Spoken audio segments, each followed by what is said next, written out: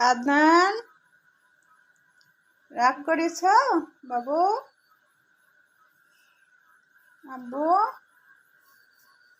এখানে শুয়ে আছো কেন?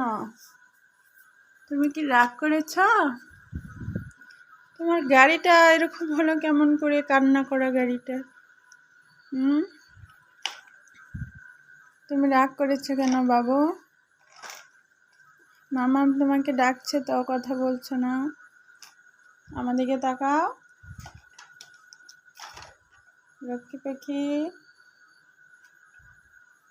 আমার বেটা রাগ করেছে?